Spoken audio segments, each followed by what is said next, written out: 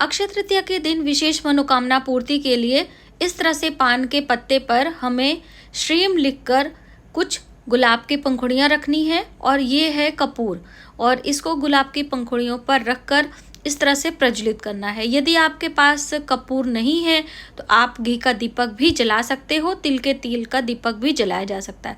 तो मैंने यहाँ पर दोनों ही जलाकर आपको बताया है कि आप विशेष मनोकामना पूर्ति के लिए रात्रि में सूर्यास्त के बाद ये कार्य आपको करना है। और श्रीम का से लिखना है, ये पान का पत्ता लेना है और जो चिकना वाला भाग है उसी तरफ आपको हल्दी से और अनार की कलम से लिखना है। यदि अनार की कलम नहीं है तो आप चांदी का तार भी ले सकते हो, न होने पर आप उंगलियों से भी लिख सकते हो। तो ये श्रीम लिख गया, थोड़ा सा हम अक्षत छिड़केंगे। ये है गुलाब की पंखुड़ियाँ। अब इसके ऊपर हमें कपूर रखकर प्रज्वलित करना है इस तरह से, ठीक है। अक्षय तृतीया के दिन पूजा हम कैसे करें, बिल्कुल आसान पूजा विधि आज की इस वीडियो में हम आपके साथ शेयर करने वाले हैं। माता लक्ष्मी और भगवान विष्णु की पूजा हम सभी अपने घर में अक्षय तृतीया वाले दिन करते हैं। बहुत सारे लोग सत्यनारायण की कथा भी इस दिन सुनते हैं और इस दिन दान पुण्य करते हैं, कुछ बहुमूल्य वस्तुएं खरीद कर लेकर आते हैं। तो जो बहुमूल्य वस्तु आप खरीदे हो उसको भी पूजा में रख लीजिएगा। जैसे ये चांदी की डिब्बी मैंने ली है और ये हमारे घर का पहले का ये अंगूठी है, तो ये सोना लक्ष्मी का रूप माना जाता है, इसे भी हम रख लेंगे। यदि आप झाड़ू वगैरह खरीद कर लाए हैं तो उसको भी मौली के धागे लगाकर और थोड़ा सा हल्दी कुमकुम लगा दीजिएगा। जैसे ये जल से भरा पात्र हमें दान करना है, उसे भी पूजा में रखकर हमें संकल्प ले लेना है। यदि सप्त धान्य का अनाज आपने दान करना है और भी एक थाली भोजन जो सूखा अनाज होता है वो भी आपको रख लेना है। पूजा के बाद हम उसे संकल्प लेकर दान करेंगे। तो इस तरह से पूजा की सभी तैयारियां आप कर लीजिए और बिल्कुल आसान तरीके से माता लक्ष्मी भगवान विष्णु की पूजा हम करेंगे। चलिए देर न करते हुए वीडियो की शुरुआत करते हैं। और दोस्तों, यदि आप हमारे चैनल पर पहली बार आए हैं तो प्लीज वीडियो को पूरा एंड तक देखें और सब्सक्राइब नहीं किया है तो प्लीज सब्सक्राइब कर लें। दोस्तों, ये है सुहाग सामग्री, हम माता रानी को भेंट करेंगे और आप सुहाग की सामग्री जो अपना अनाज वाला सीधा वाला थाली है उसमें भी आप रख सकते हो, ठीक है, दान करने के लिए। चलिए दोस्तों, पूजा की शुरुआत करते हैं। तो सबसे पहले आपको सभी चीजों पर जल छिड़क कर सब शुद्ध कर लेना है। आप शुद्धिकरण मंत्र बोलना चाहते हैं तो हम स्क्रीन पर यहाँ पर लगा दे रहे हैं। वैसे आप सभी चीज़ों को बाहरी रूप से शुद्ध कर लें और अपने अंतर मन को यानी आंतरिक रूप से शुद्ध होने के लिए आचमन कर सकते हैं। आचमन के लिए 3 बारी हम जल लेंगे और तीनों बारी हमें जल पी लेना है। यदि आप निर्जला व्रत हैं तो होंठों से लगाकर हमें हटा देना है। ओम केशवाय नमः, ओम नारायणाय नमः, ओम माधवाय नमः, इस तरह से 3 बारी हम जल लेंगे। चौथी बारी जल लेकर हाथ धो लेना है। ओम ऋषिकेशाय नमः करके हमें हाथ धो लेना है। अब उसके बाद आपकी बारी आती है कि हम संकल्प कैसे लेंगे। तो देखिए, संकल्प लेने के लिए हम हाथ में थोड़ा सा अक्षत, पुष्प और जल लेंगे और भगवान गणेश का ध्यान करते हुए हम संकल्प लेंगे कि निर्विघ्न हमारा पूजा संपूर्ण हो और आपकी कृपा बनी रहे। वक्रतुंड महाकाय सूर्यकोटि समप्रभ, इस तरह से कोई भी मंत्र भगवान गणेश का आपको बोल लेना है। उसके बाद हम दीप जलाएंगे और दीप का हम पूजन करेंगे। और दीप पूजन में कुछ भी नहीं करना होता है, बस दीप जलाकर जल घुमाकर प्रणाम करेंगे। दीप देवता को हल्दी कुमकुम लगाएंगे, थोड़े से पुष्प चढ़ाएंगे, थोड़े से अक्षत चढ़ाएंगे। इस तरह से ये पूजा की विधि होती है। तो यहाँ पे हम रोली है, जिसे आप कुमकुम कहते होंगे, लेकिन ये रोली ही है। इसमें थोड़ा सा जल मतलब डाल के इसको घोल लीजिए और हम इसे लगाएंगे तिलक के रूप में। अब घंटे की ध्वनि करते हुए हम अपनी पूजा की शुरुआत करेंगे। दोस्तों, उसके बाद कलश का पूजन करना है। कलश के अंदर हम हल्दी की गांठ, सुपारी, चांदी का सिक्का, अक्षत, पुष्प और थोड़े से इत्र हमने डाले हैं और लौंग, इलायची। इसके जो वीडियो है वो पूजा विधि में है, तो आपने वो वीडियो नहीं देखी है तो आप देख सकते हैं। और इस तरह से हल्दी कुमकुम का तिलक करते हुए कलश का पूजन करेंगे और सभी जल में निवास करने वाले देवी देवताओं का ध्यान करेंगे और पुष्पों की माला हम चढ़ाएंगे और भगवान वरुण देवता का हम ध्यान करेंगे, क्योंकि जो जल के देवता हैं वरुण हैं और उन्हीं के साथ में सभी देवी देवता हमारे पूजन के साक्षी होते हैं, पूजा को देखने के लिए आते हैं, ठीक है। तो बस इस तरह से हम पूजा में दीप के बाद कलश का पूजन करेंगे। अब आपको गौरी गणेश की पूजा करनी है, जो हल्दी की गौरी माता हैं और आपने सुपारी से गणेश जी बनाए हैं। स्नान कराएं, फिर वस्त्र पहनाने का भाव करेंगे, मौली के धागे लेकर वस्त्र पहनाएंगे। उसके बाद हमने इस तरह से पुष्प चढ़ा देंगे, हल्दी, कुमकुम, दूर्बा घास, समीप पत्र, बिल पत्र, जो भी आपके पास है आप भगवान गणेश को चढ़ा सकते हैं। ये देखिए यहाँ पर जनेऊ चढ़ाना होता है, तो जनेऊ में थोड़ा सा हल्दी लगा लीजिए, क्योंकि हल्दी लगाकर ही हम जनेऊ चढ़ाते हैं किसी को भी। और अक्षत हम चढ़ाएंगे तो जो हमने पीले अक्षत रखे हैं उसी को हमने चढ़ाना है। और ये है दूर्बा घास, भगवान गणेश को बहुत ही प्रिय होती है दूर्बा, और जब भी चढ़ाते हैं तो सिर पे चढ़ाते हैं। और यहाँ पर हम भोग लगाएंगे ऋतु फल, जो आपके पास मौसम में फल हो आप वो ले लीजिए। दक्षिणा चढ़ा देंगे, आपके पास पान, सुपारी, लौंग, इलायची हो वो भी आप चढ़ा दीजिए। दोस्तों हमारा पान अभी रखा हुआ है, जो मैंने आपको विशेष उपाय के लिए बताया था उसके लिए हमने रख लिया है।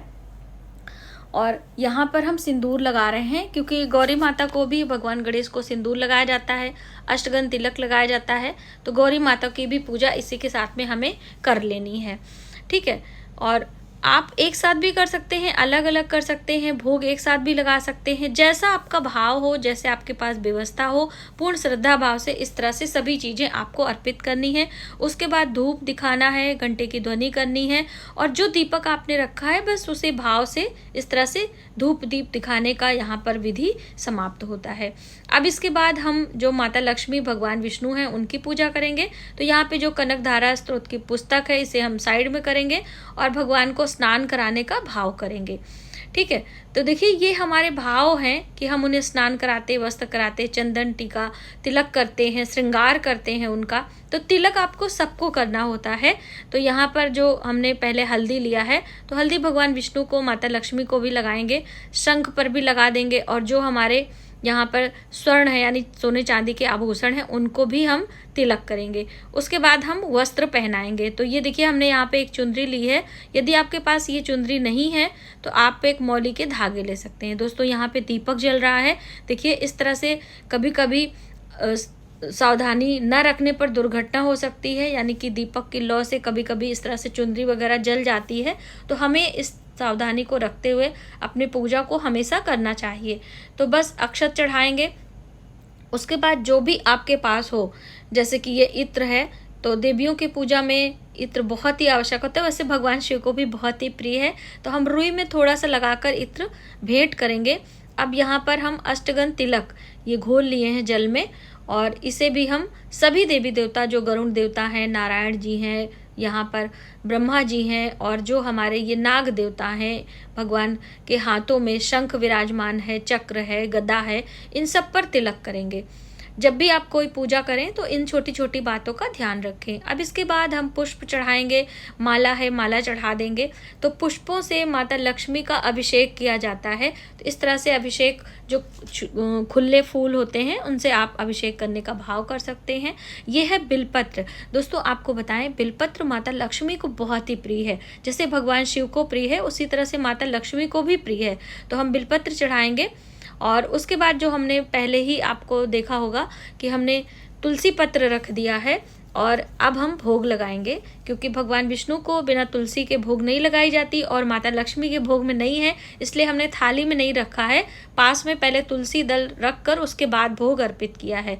और भोग हमेशा सामने रखना चाहिए, तो थोड़ा सा हमें जगह बना लेनी है और जल का घेरा बनाकर घंटे की ध्वनि करते हुए इस तरह से भोग लगाना चाहिए। और अब हम निवेदन करेंगे।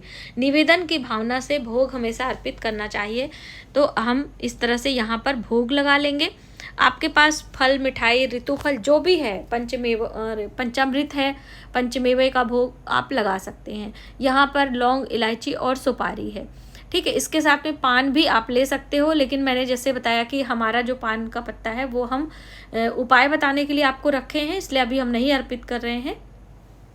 उसके बाद दक्षिणा और श्रृंगार की सामग्री, चूड़ी, बिंदी, मेहंदी, आलता, सिंदूर, इत्र, जो भी आपके पास है आप माता लक्ष्मी को इस तरह से भेंट करेंगे। अब इन सब चीज़ों को चढ़ाने के बाद बारी आती है पाठ करने की। तो यहाँ पर ये कनक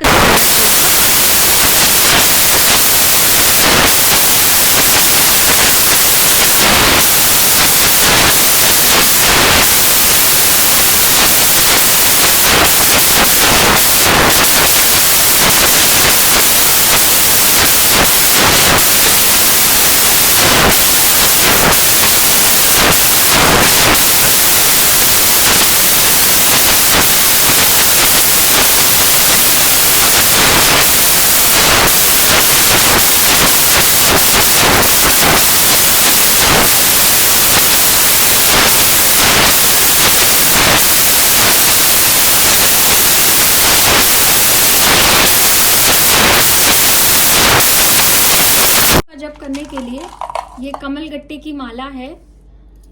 ये माता लक्ष्मी को बहुत ही प्रिय होता है। यदि आपके पास कमल गट्टे हैं तो आप माता रानी को भेंट भी कर सकते हैं। जैसे कि धन पोटली में हम लोग कमल गट्टा रखते हैं। अगर आपने धन पोटली बनाई है तो आप उसको रखकर हल्दी कुमकुम का तिलक धूप दीप दिखाकर आप उसे रिचार्ज भी कर सकते हैं। ठीक है, तो अभी हमें मंत्रों का जप कमल गट्टे की माला पर करना है। तो मैंने अक्सर आपको माला जप करने की विधि बताई है कि ये जो आपको दिख रहा होता है धागा, इसे सुमेरु कहते हैं और इसमें एक मनका होता है। तो इसे कभी लांघना नहीं चाहिए, इसको अपनी तरफ रखना है मिडिल फिंगर पर रखकर और एक एक मनके को सरकाते हुए माता लक्ष्मी के मंत्रों का हमें जप करना है। तो देखिए, कई बहनें पूछती हैं कि दीदी हम कौन सा मंत्र जप करें। तो हमेशा माँ लक्ष्मी के मंत्र सूक्ष्म या फिर बीज मंत्र आप ले सकते हैं। तो सूक्ष्म मंत्र में है ओम श्रीं श्रई नमः, या फिर बीज मंत्र हम बात करें ओम श्रीं रिंग श्री कमले कमलालय प्रसीदा प्रसीदा श्रीं रिंग श्री महालक्ष्मी नमो नमः। ये मंत्र है, आप इससे 108 बारी जप कर सकते हैं। उसके बाद दोस्तों आप हवन जरूर करें। जैसे कि गाय के गोबर का उपला हम अक्सर आपको बताते हैं। तो ये है तुलसी के सूखी हुई डंडियां हैं और ये है श्रीफल। आप देख सकते हैं ये श्रीफल जो इसमें लगा होता है, तो ये हमारे पास पहले से रखा हुआ था, उसमें हमने ले लेना है। और अब हम इसे कपूर से प्रज्वलित करेंगे। तो कपूर हमने रखा है,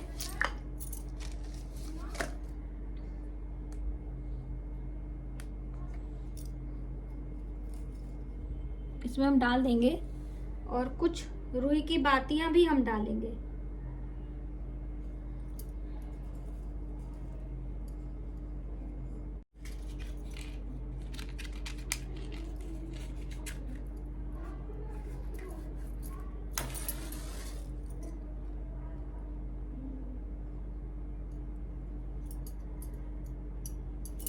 ये हटा देंगे।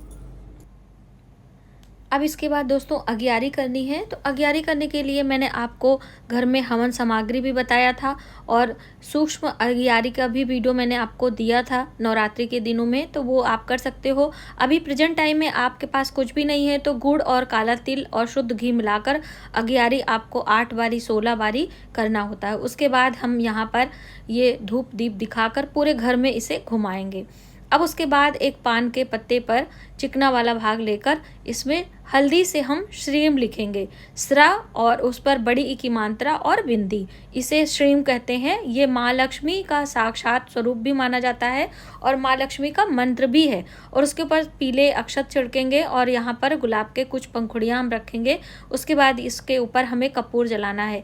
ये माता लक्ष्मी की प्रसन्नता के लिए विशेष प्रकार का दीपक है जो कि धन वृद्धि कराता है, घर में सुख समृद्धि लाता है, बरकत लाता है। उसके लिए ये विशेष तिथियों में किया जाता है।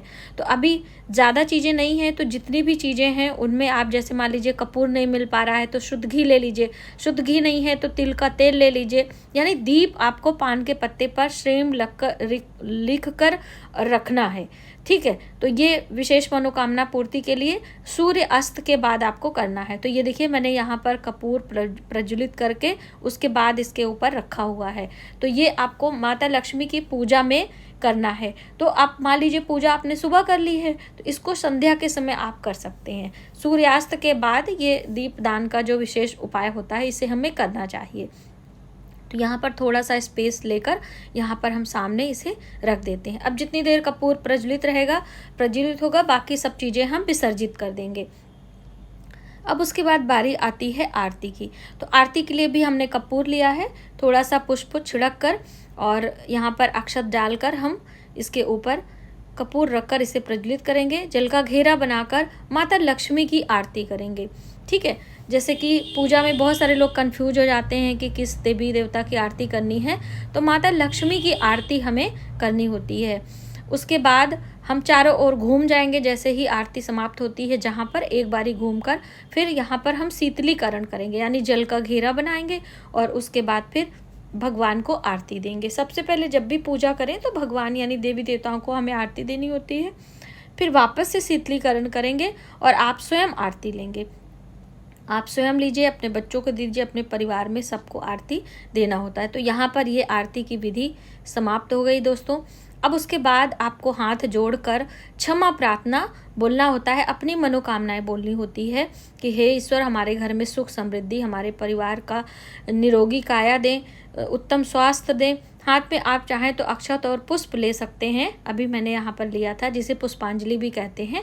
तो बस इस तरह से पूजा का समापन करें और अपने आंचल से प्रणाम करें माता रानी को। और ये जो भोग प्रसाद है आप इसे हटा लीजिएगा। पूजा समाप्त हो गया और यहाँ से जो फल है ऋतु फल, उसे भी आप हटा सकते हैं।